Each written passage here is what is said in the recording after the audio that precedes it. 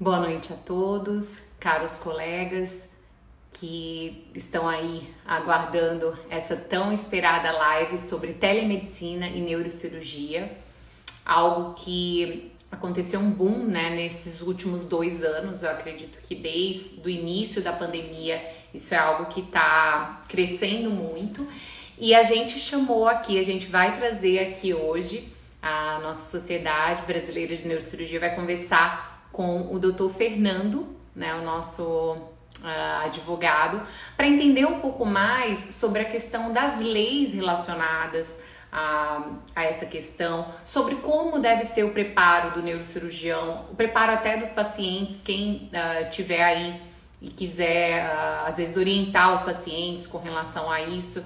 Então, esse momento aqui com a gente vai acabar somando, né, no dia a dia aí, de quem quiser somar com essa ferramenta agora que a pandemia está melhorando.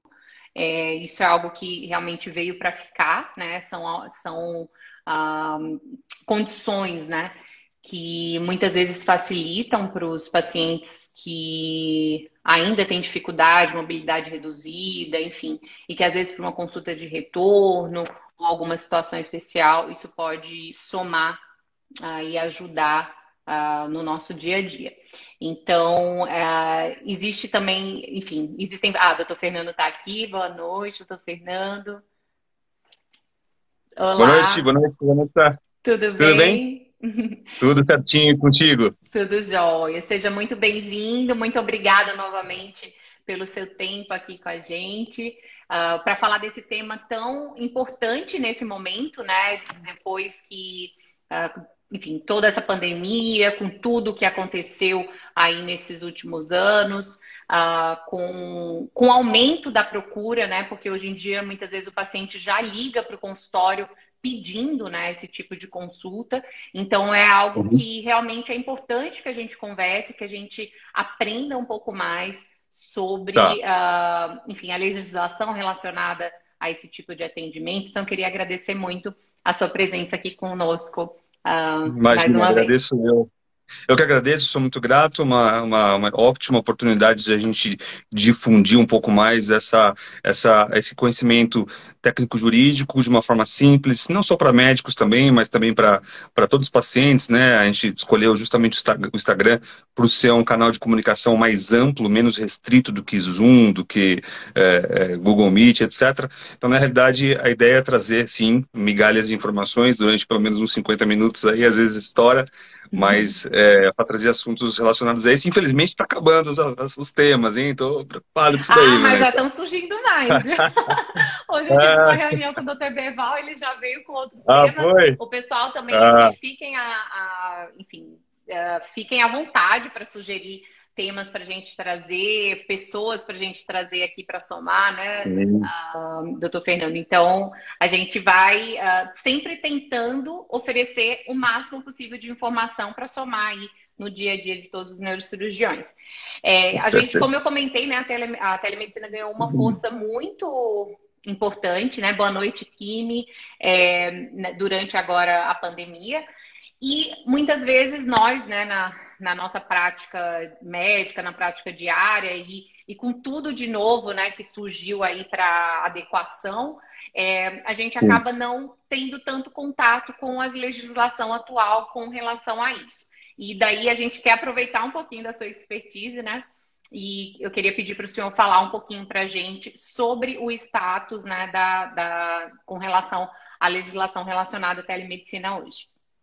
Legal. Esse assunto de telemedicina realmente ganhou muita evidência por conta ali de meados de 2019 até o início de 2020, final de 2019, início de 2020, por conta da pandemia. Então, existe a telemedicina já regulamentada pelo Conselho Federal de Medicina desde 2002. Mas essa legislação caiu por terra, veio uma outra regulamentação pelo próprio CFM em 2018, que foi duramente criticada por toda a comunidade médica, porque realmente foi feita ali no apagar das luzes, com bastante lacunas, bastante brechas que dariam problema, fatalmente dariam problema em algum momento. Uhum. Então, na verdade, aí essa lei foi suspensa, e aí entrou uma nova lei, presta atenção, não perca as contas, é a terceira, Tá. de tudo do 2002, CFM, 2018. e agora 2019, para restabelecer a lei de 2002. Aham. Então, assim, Entendi. realmente houve uma celeuma aí É. de atrapalhadas, não dá para negar, mas por conta até de uma portaria do Ministério da Saúde, que quem quiser anotar é a portaria 467.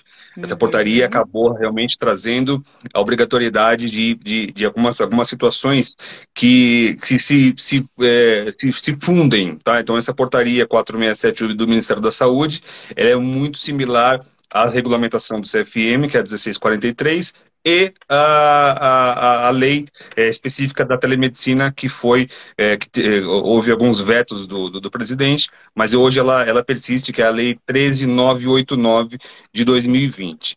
Uhum. Essas duas legislações hoje são as que regem realmente a telemedicina no Brasil.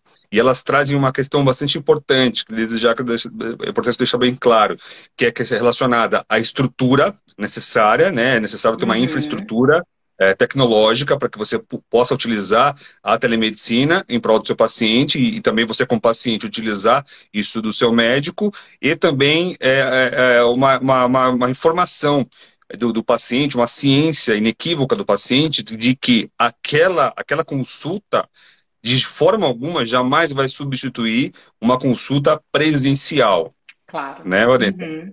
Sim, Muita sim. gente, exato, muita gente tem a falsa percepção de que aquela consulta via a teleconsulta, né, a consulta remota, será substituir uma consulta presencial. Isso, em nenhuma hipótese, pode ser considerado como verdadeiro, até porque você, Vanessa, pode trazer melhores informações para nós Sim. de como é difícil fazer uma consulta remota, né? Eu acho que vocês Detalhes de ficam exame muito físico, presos, né, né? que a gente precisa fazer, muitas vezes você não consegue. É claro que a gente vai se adaptando, vai tentando examinar o máximo possível, né? Eu vou pedindo para o próprio paciente palpar e dizer o que está sentindo, como eu trabalho muito com dor, por Então, exemplo, para examinar força também. Às vezes eu viro a tela e peço para o paciente andar de ponta de pé, andar de calcanhar, enfim. Mas é claro que eu sempre peço, né, para que ele volte comigo presencial. Então, mais cedo ou mais tarde, eu acho que a consulta de telemedicina acaba ajudando ali no retorno, acaba ajudando, às vezes, no momento inicial, por conta dessa questão, né, da dificuldade de locomoção. Isso está sim, melhorando agora, inclusive é um ponto muito importante, tá, pessoal? Porque essa questão dessa lei agora da telemedicina 13989 de 2020 989. traz essa questão de que a telemedicina ela pode ser utilizada no momento durante a crise, né? Nesse momento da pandemia. Então, É, como que fica, né? E aí eu acho que é bem importante esse momento da gente estar conversando sobre isso aqui nessa live. Como que fica nesse momento agora, pós-pandemia, né? Que aí, enfim, às vezes os pacientes mesmo já estão pedindo, às vezes é. enfim, querem ter a continuidade dessa questão, principalmente no retorno, enfim. Como que fica isso a partir desse momento, com relação, já que a lei cita essa questão da questão, É. enfim, da utilização durante a crise? Isso, quem quiser participar disso, inclusive, pode entrar agora, dá um Google aí, digita 13989. Aí você vai encontrar realmente uma lei muito sucinta, uma lei de 6 artigos, 7 artigos, sendo que 2 foram Uhum, vetados, então são 5 artigos. Imagina uhum, o quão isso é pouco regulamentado, né? Então, assim, o presidente, né, o executivo lançou aí realmente a lei, né? Mas uma uhum. lei pequena, uma lei que contém poucas informações, mas coube ao CFM fazer a regulamentação disso. Então, se vocês lerem no primeiro artigo, logo o primeiro artigo ali fala, esta lei, essa lei autoriza a telemedicina enquanto durar a crise ocasionada pelo coronavírus. Então, Uhum. veja, é uma lei que realmente a gente não se sabe quando que vai acontecer isso. quando que vai acabar essa pandemia, etc. e tal. Então, obviamente, a lei continua vigendo. Inicialmente eram 3 meses, agora depois um ano, depois É, agora 2, né? Então é algo que exato. realmente. É. E aí o artigo 2º fala isso, ela fica autorizada em caráter emergencial. Uhum. Então, veja, eu tenho plena certeza que todos os médicos agora não estão, e os pacientes não estão fazendo consultas necessariamente emergenciais para a Sim. telemedicina. E isso é plenamente possível, até pela comodidade. Hoje em dia, eu estou numa região de São Paulo, para eu ir até a SBN, que fica na região ali do Paraíso, de 10 quilômetros mais ou menos, eu demoro 1 hora, 40 minutos. Então, Uhum. assim, não faz muito sentido realmente você não poder usar a tecnologia. Eu sou totalmente a favor da tecnologia, gosto, acho que é viável, é plena, mas é importante deixar bem claro: situações de emergência e urgência podem ter esse primeiro consulta com o médico, tá? E aí a lei é tão complexa que ela fala que nesses casos que pode haver prescrição, no caso de emergência e urgência. Não é bem assim que funciona, né? Obviamente que existem prescrições médicas à distância, Uhum. através das plataformas super segura, tem o CRM digital, tem o próprio, salvo engano, tem uma plataforma do próprio CFM, você me confirma isso? É verdade? Não sei se é isso. Na E, verdade, eu utilizo uma chama MEMED, que é, enfim, que acaba tendo sim, uma certificação digital, que você realmente verifica que você é isso você. Então, hoje em mesmo. dia, a tecnologia evoluiu muito com relação a essa questão, que já era algo Aham, que, enfim, eu que fiz parte da minha formação nos Estados Unidos, já era algo que a gente via muito frequente, né? Essa questão sim, de prescrição digital. E daí agora isso eu acho que foi uma das grandes conquistas, digamos, né? eu Para acho, eu gente, acho. enfim, até para economia, quanto economia de papel, quanto de praticidade, né? Que o Sim, paciente já está ali naquela. Às vezes acontece do paciente depois perder a receita. Isso não tem perigo, porque ele está ali no celular dele. A não ser que o celular seja roubado, aconteça alguma coisa mais drástica assim. Mas ele tem o acesso ao arquivo, digamos, né? Ele tem como buscar esse arquivo. Então, e é algo sim, seguro, que é só entre o médico e o paciente, né? Então, eu acho que isso foi um sim. grande ganho associado aí à questão da telemedicina, e eu acredito que isso vai acabar ficando. Eu não sei tua opinião, eu sei que isso é algo, enfim, com relação a essa lei, colocou só a É questão temporário, né? ali, né, na questão da É, urgência, da emergência, mas eu não, acredito que é vai algo que vai ficar. acabar. Vai ficar, é uma tendência. Eu, particularmente, tenho algumas ressalvas em relação à Claro. telemedicina. Uhum. Só pode ser utilizada realmente em últimos casos de necessidade mesmo. A telemedicina vem sendo utilizada de forma errônea há muitos e muitos anos, né? Uhum. Tem muitos médicos usando o WhatsApp para fazer, achando que é Não, aí telemedicina. não, é. Não, Uhum. evidente que não. E aí, já adiantando esse assunto, muitas vezes o pessoal deve ter deve não, tem essa dúvida. E o Sim. WhatsApp, como que é? Como que entra nessa história toda, né? Uma rede social, aí um aplicativo de comunicações instantâneas e mensagens instantâneas, mas e aí? Ali tem uma certa criptografia, né? O WhatsApp tem a criptografia de ponta a ponta, que eles colocam, tem uma mensagem muito clara ali, né? Então, na Uhum. verdade, o WhatsApp pode ser utilizado, sim, claro, mas não para consulta, né? Ele Sim, para pode ser tirar alguma utilizado. dúvida, alguma coisa. Exato, exato. A recomendação que a gente dá é que, tanto para médico como para pacientes, a primeira recomendação é a seguinte: não utilize a telemedicina, a teleconsulta como primeira consulta. Não faça. Uhum. Se possível, tente fazer o deslocamento aí, tente fazer presencial. Agora, as demais, claro que sim. Eu volto a dizer, você deve ter lembrado disso. Eu tenho uma filha, hoje está com 2 anos, mas no início que a gente começou a fazer as lives, estava com um. Sim.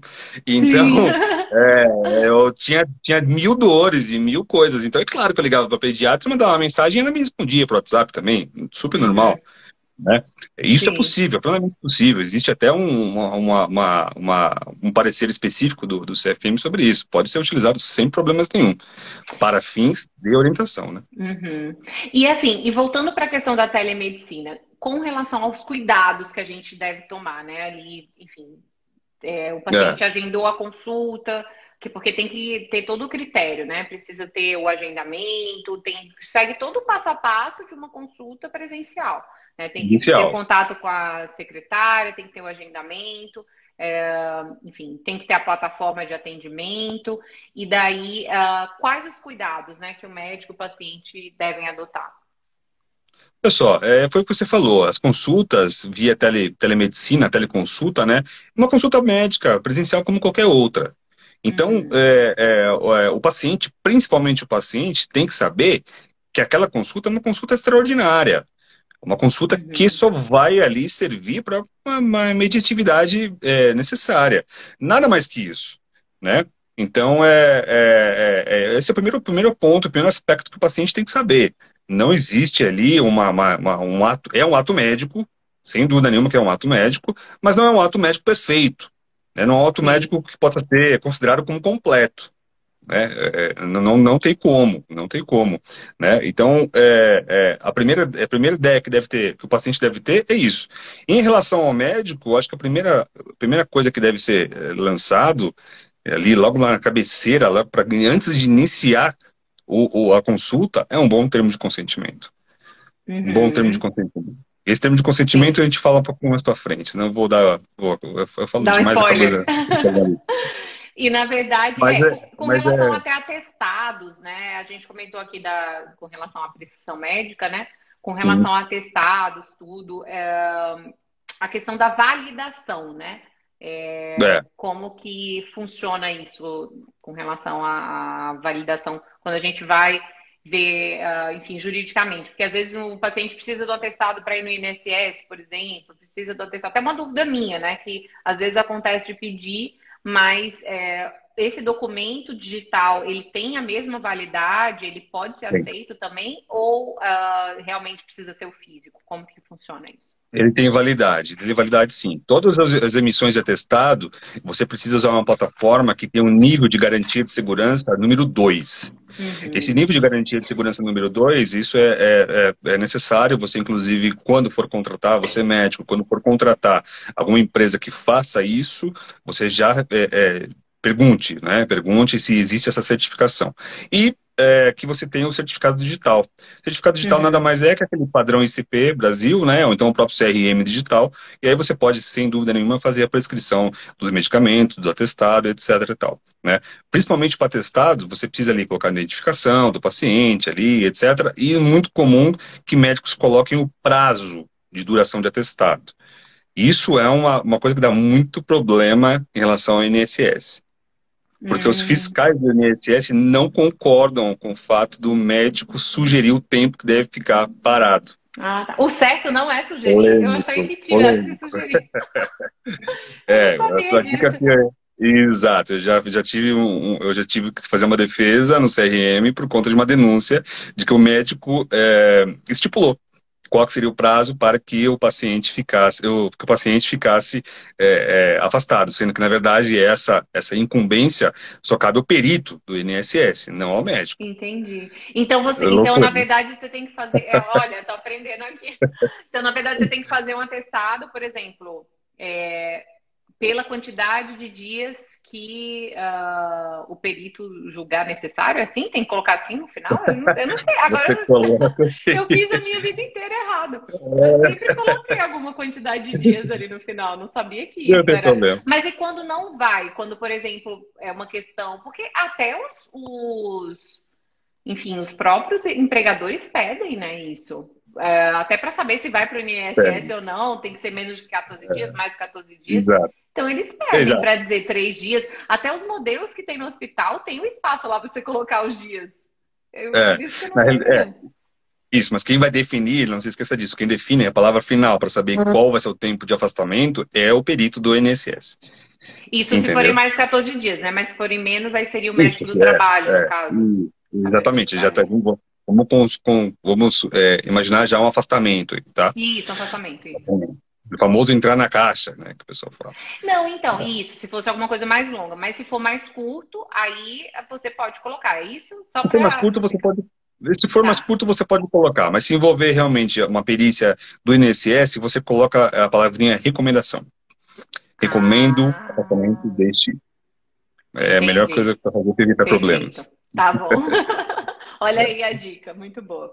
Então, É, e com relação, enfim, a questão de modalidades, né? Com relação à questão de tanto telemedicina e telesaúde, enfim, esse é um mundo novo, né, que está surgindo aí. Até eu sim. não sei exatamente como que funciona nessa São temas questão? São temas conceituais. São temas Uhum. conceituais que, na realidade, não muda muito no dia a dia.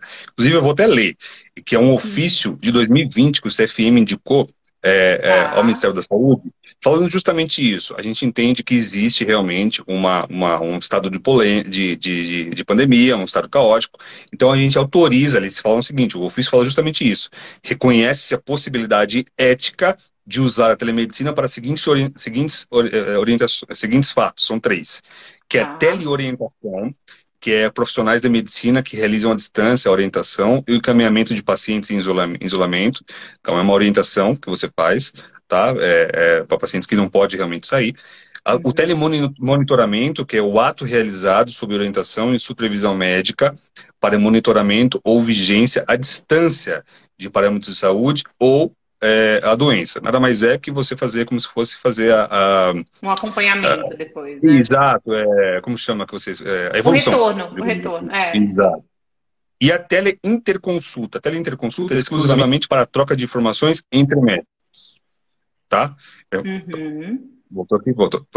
Tudo para entre os médicos. Mas são só três situações conceituais que nada afeta o principal aí, né? Que é a teleconsulta através da telemedicina. Opa, caiu minha luz aqui. Entendeu? Então Perfeito. é isso. Não, são questões conceituais. Nada muito que possa afetar, tá? Mas é Uhum. bom saber. Sim, com certeza. E com relação, se há algum veto, né,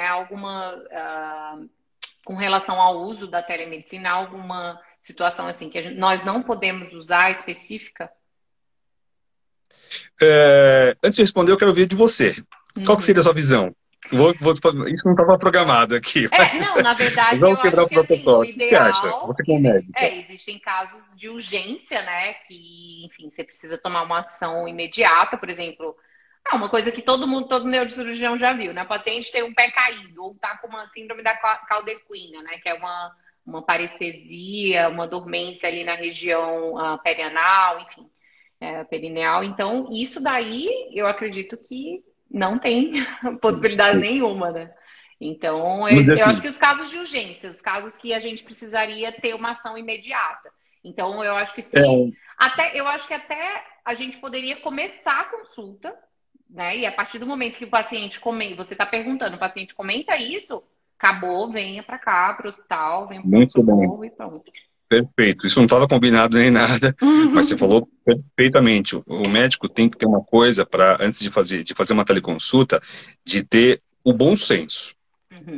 O bom senso, porque é uma consulta como qualquer outra, você vai dar um cenário, você vai dar um eventual é, diagnóstico, que é complicadíssimo fazer um diagnóstico à distância, né? Uhum. Mas você vai ter que realmente fazer vai ter que Sim, tomar sim, uma na atitude. anamnese, né? Na paciente. Desculpa. Exatamente. Exatamente. Então, na realidade, você falou a coisa certíssima. Você tem que ter a noção de cortar de falar, "Olha, não tenho mais condições de fazer, a gente não tem condições de dar seguimento nessa consulta porque eu preciso te examinar." E aí existe a maior das vedações relacionadas ao a consulta à distância. Você não consegue imaginar o quadro álgico, né, o quadro de dor de um paciente Uhum. através de um exame. Sim. Você pode presumir que realmente tenha, puxa, deve estar doendo muito ali e tal, uma hérnia bastante grande, né? Mas você não consegue, de jeito algum, você determinar se ele está capacitado ou não para determinada coisa. Então, eu quero dizer que, na realidade, para perícias, é totalmente inconcebível você fazer uma telemedicina, uma teleconsulta, qualquer das modalidades que seja o que eu acabei de ler aqui, porque você não Uhum. tem, você tem uma prática médica. Isso estaria, inclusive, passível de uma negligência, de uma incorrer, inclusive, em perícia, né, numa eventual diagnóstico que você fizer desse paciente. Então, jamais, você não pode ter absolutamente nenhum momento para fazer essa perícia à distância. E isso inclui também a auditoria. Tá? A auditoria também é a mesma coisa. O conceito da auditoria é que é uma ação presencial, onde você analisa ali o exame de forma física do paciente. Isso é um parecer que eu estou lendo aqui, um parecer do CRM de 2014. Então, é um conceito Uhum. já formado há muito tempo. Então, é totalmente inviável que você utilize realmente a perícia ou alguma coisa nesse sentido para fazer atendimentos à distância. A telemedicina não serve para isso. Perfeito. E além disso, né, no aspecto ético, o que é que o médico ali deve atentar, né, durante a consulta, enfim, quando vai realizar o atendimento? Isso, você falou uma coisa interessante que você já tocou, antes de você lançar um diagnóstico e dar uma prescrição, você pediu para que o paciente faça algumas coisas, levante, pule, se apalpe. Sim, Isso é bem interessante. eu Isso é acabo bem pedindo interessante. algumas coisas. Não, não. A gente tem médicos que falam que a telemedicina é simples, é coisa de 5 minutos e você consegue resolver. Você faz o seu consultório, você não perde tempo. Isso é um Uhum. franco erro, isso é um ledo engano. Pelo Você contrário, é mais precisa, demorada. sim, Todas as pelo minhas consultas de contrário. telemedicina foram mais demoradas que as presenciais. Aliás, eu diria que em relação a título de honorários, deixa eu só ver uma coisa aqui que a bateria está acabando, para variar. Em relação a título de honorários, eu acho que deveria ser mais cobrado um valor maior de telemedicina do que normal. Uhum. Sinceramente, eu tenho aqui a minha posição em relação a isso, tá? Porque a sua responsabilidade é muito maior. Não tenha Uhum. dúvida. Então, acontece que você precisa fazer isso. No aspecto ético, você precisa ter essa noção de pedir para o paciente fotos, vídeos. Você pode pedir, claro, fazer uma anamnese completa, como qualquer outra. Vai ter que ter um prontuário, evidentemente, Claro. né? Você Uhum. vai ter que seguir princípios éticos aí relacionados à beneficência, à não maleficência, ou seja, de não causar nenhum mal para o paciente, né? É uma Uhum. telemedicina, mas não é uma telemedicina, não significa que é uma medicina mais simples, de forma alguma. Você precisa tomar todas as cautelas possíveis, imagináveis em relação a isso. As que eu Uhum. recomendo, principal, aquilo que eu falei, é um termo de consentimento. Antes de começar a consulta, você pede para a sua secretária enviar o termo de consentimento para o paciente. Isso vai ser bom para ele vai se sentir seguro, e bom para você também, Sim, tá? sim. Ah, mas Não, puxa, mas a como que eu maioria das vou? plataformas elas já constam, né? Já Porque isso é muito consta, já importante. consta, já Quando consta, é vai verdade. entrar na consulta já tem isso. Eu sei disso, mas é importante você verificar o teor desse termo de consentimento. Uhum. E uma curiosidade, eu não sei, você costuma gravar suas consultas, suas teleconsultas? Não, eu só tenho Não. prontuário. Geralmente não. Tá. Enfim, eu sei que é uma Existe uma possibilidade, né? Você pode possibilidade. pedir. Sim, Tem como tirar print, possibilidade. né? Enfim, às vezes eu tiro alguns prints que podem somar ali Sim. enfim, às vezes alguma coisa clínica, né? Alguma coisa específica que pode somar Claro, e você claro. anexa no prontuário. Mas gravar nunca aconteceu de precisar, Se não. Enfim, eu precisar, nunca né? cheguei a É. pedir, né, para o paciente para gravar. Sim, sim. Depois no finalzinho eu vou Eu dar não sei umas por que dicasinhas aqui. você perguntou essa. Vamos falar depois então sobre isso. Não, a gravação é É, importantíssima, ela é permitida, porque muita gente tem dúvida em relação a isso, e eu não vejo muitos médicos realmente gravarem as consultas, né? Uma vez uhum, que o paciente autorizou, você pode sim gravar, eventualmente até se for um caso muito complexo, né? uhum, Não para sua segurança, mas a segurança do paciente, até para você rever, comentar com seus colegas, etc. entendi. Afinal, a segunda Perfeito. opinião, na verdade, a segunda opinião é entre os médicos, né? Sim, Não, não sim. é, não é entre os pacientes, na verdade. Aham. Na verdade, eu acho que telemedicina eu nunca precisei. Eu quando, assim, principalmente estudo de movimento, né, que às vezes acontece isso, enfim, às vezes tem até discussão inter países, né, a gente conversa com colegas de fora, tudo. Então, claro, com a permissão de paciente, eu faço vídeos com autorização, mas aí presencialmente. Eu nunca cheguei a fazer mesmo porque por telemedicina eu acho que ficaria muito ruim o vídeo. Não que eu não, enfim, eu acabo preferindo fazer isso presencialmente.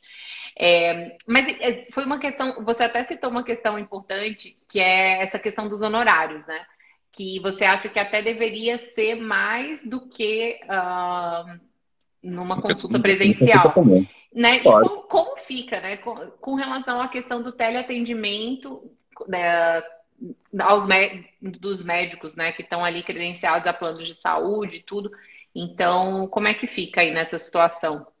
Na verdade, isso não se passa comigo, né? Mas eu não sei se você tem conhecimento como que funciona, se é exatamente o mesmo valor, como que tá. E eu queria até saber quem, enfim, está fazendo atendimento, se se tem sido, como tem sido com vocês, se quiserem comentar aqui, colocar aqui nos De comentários. repente alguém tem aí uma experiência para trazer. Em relação aos honorários, é de livre estipulação entre as partes. Não existe nenhuma situação que seja tabelado, não existe nada desse sentido que possa estabelecer isso. Claro, existe a CBHPM, a CBHPM é apenas uma referência, né? É uma tabela referencial, nada mais que isso. Então, na realidade, o que você precisa fazer antes, na verdade, de saber o quanto você vai cobrar é informar o paciente. Também já Uhum. tive problemas no escritório de receber uma denúncia de paciente de que os honorários não foram previamente estabelecidos. Então, você Nossa, precisa sim colocar nessa conduta que você deve adotar. Inclusive, isso pode ser previamente através de uma secretária, sim. de uma assistente, de estabelecer, ó, a consulta é assim, assim, assado.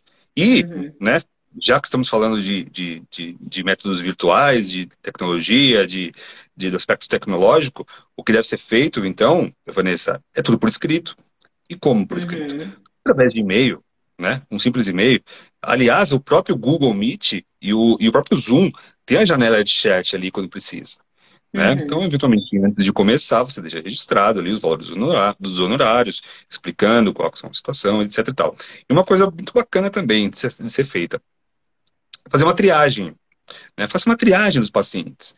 Analise que tipo de paciente você vai se submeter a uma telemedicina, Uhum. né?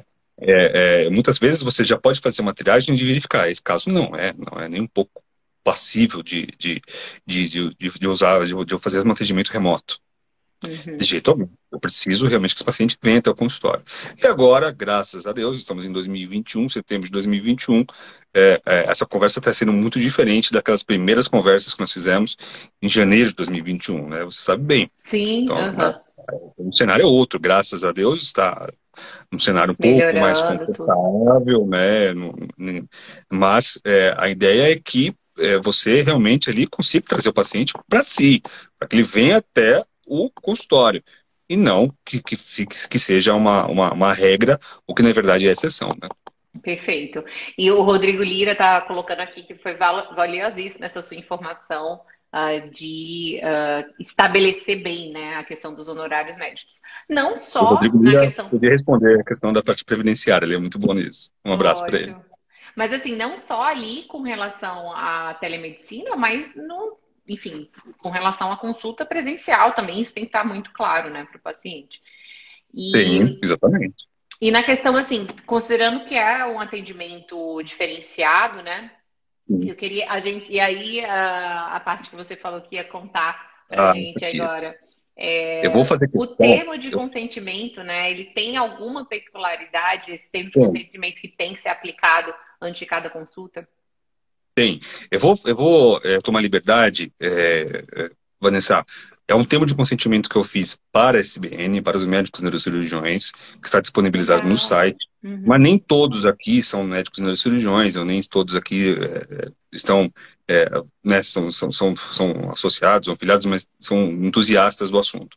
Então eu vou ler algumas questões bem importantes para a pessoa notar realmente o que é legal de colocar num termo de consentimento via telemedicina. Minha recomendação é a primeira de todas. Obviamente, informar que ele foi ciente que trata-se de uma consulta remota, né, de caráter de exceção, essa palavra é importante, Uhum. e que tem limitações, tá? Então, Uhum. palavrinhas chaves aí que você precisa colocar num termo de consentimento de telemedicina. Exceção e limitações. Eu, particularmente, gosto de colocar que vai ser gravada, mas nem todo mundo grava. Tá. Nesse caso, também precisa constar que o paciente está informando ao médico todos os tipos de medicamentos que ele toma, já tomou, os exames realizados, o status de dor, o quadro álgico, né? E quais são Uhum. as situações que ele está passando naquele momento. Para que aí sim seja recomendado de uma forma clara que o médico possa dar uma prescrição. Isso aqui é muito importante, é muito curioso. Ele precisa declarar, anotem também essa palavrinha-chave, que a Uhum. conexão da internet estava em condições favoráveis de você entender das informações que você enviar ao seu médico e das informações que o médico lhe enviar sejam inteligíveis. Uhum. Tá? Isso é bastante Excelente. importante também, É. ficar bastante claro, porque às vezes fica aquele negócio que quem assistia as nossas lives também em começo, ali no final de 2019, era caótico a minha internet, você sabe disso. Aí a gente faz um upgrade, né? Vai melhorando e... Exato, então ficava rodando aquela coisa toda, então aí no final você entendeu? Ah, entendi perfeitamente, então tá bom, né? Uhum. Sim. Então fica difícil. E recolocar também a questão dos honorários, que realmente o paciente foi previamente noticiado, e que o atendimento de teleconsulta não substitui de forma alguma a consulta presencial. E ocorrendo situações em que o médico entenda necessário a suspensão, a paralisação da consulta na forma remota, o paciente vai ter que ser convocado para uma consulta presencial. Uhum. É um termo bastante Perfeito. completo, eu entendo que está bastante adaptável e adequado, aliás, para qualquer tipo de atendimento remoto. Perfeito, excelente. Não, e muito legal você ter lido, né? E daí todo mundo pode até É, escrever, voltar também lá na live salva, e legal. acrescentar no seu termo, se vocês tiverem. Alguns colegas estão usando, né, a telemedicina, não a maioria, mas alguns colegas estão usando, e daí é importante ter toda essa proteção e seguir todos esses critérios. E aí, quando entra, né, agora de agosto para cá, né? Quando entra agora essa Lei Geral de Proteção de Dados, que na verdade já existe aí há 3 anos, mas agora existe essa questão enfim, da sanção, né? Então, qual que é a recomendação nesse aspecto da Lei Geral de Proteção de Dados para a gente? Primeiro de tudo, não faça por WhatsApp. WhatsApp, Skype, essas coisas não são plataformas confiáveis de você fazer uma telemedicina. Tá? Uhum. Eu fiz uma reunião recentemente através de uma plataforma. Era uma reunião particular, realmente, mas começaram a entrar umas gritarias aí e tal, Nossa. invadiram. Eu nunca Uhum. tinha visto isso, mas invadiram a minha reunião, através de uma plataforma conhecida. Então, muito cuidado, utilizem as Que plataformas coisa. oficiais. É, Uhum. é. Utilize as plataformas oficiais, as plataformas relacionadas ao Google Meet, ao Zoom, que são plataformas oficiais e são certificadas, né? Uhum. Então, certifique-se que existe uma criptografia dessa conversa e eu deixo todo mundo tranquilo, porque se vocês utilizarem as plataformas indicadas pelo CFM, a PM, da região, etc e tal, são ferramentas super seguras de você efetivar, né? Então, muito Perfeito. cuidado, porque você vai tratar de um paciente que você vai obter as mesmas informações que você vai ter de uma consulta comum. Então, um prontuário vai ser disponibilizado, você vai ter que arquivar isso em algum lugar com muita segurança, né? Utilize aí mecanismos de acordo com não só a criptografia, mas o certificado digital, também, quando for fazer Uhum. a sua prescrição, né? Sim. Todas as questões relacionadas à LGPD precisa, eventualmente, de um termo de consentimento, que é aquele que a gente colocou no início. Então, essa questão do termo de consentimento, a gente já falou um pouquinho, que para a medicina talvez não precisasse no primeiro momento. Mas é bom, estamos tratando de uma consulta de forma excepcional, de forma extraordinária, né? Então é importante que você coloque assim, que ali que os dados vão ser utilizados, eventualmente somente para fins de consulta, fins de análise, fins de prescrição, etc., né? Aquela recomendação de sempre, os backups sempre periódicos, para que você tenha senhas fortes de criptografia. De modo geral, são esses cenários. Um antivírus, um Microsoft, o C365 agora, que é bastante interessante, que ele já é, inclusive, adaptado à LGPD, isso é muito curioso. Ah, Então, é uma ótimo. recomendação, uma dica também, tá? Legal. Então, são essas situações. Acho que é por aí, tomar cuidado. Muito bom, excelente. E eu queria agradecer aqui a presença do Dr. Marcelo Chioato. Ele está parabenizando pela abrangência dos temas e a profundidade das discussões. Essa é a SBN em acessão profissional plena. É isso mesmo, a gente sempre tenta trazer algo prático, né, assim, para o dia a dia Sim, de todos os sócios, para tentar sim. somar em todas as questões que vão surgindo, né, com relação Sim. a, enfim, o doutor Marcelo participou aqui com a gente, né, a questão de negativa, enfim, conversou aqui com a gente, trouxe umas questões interessantes com relação a isso, então sempre a gente tenta trazer algo que vai somar no dia a dia de todos os colegas.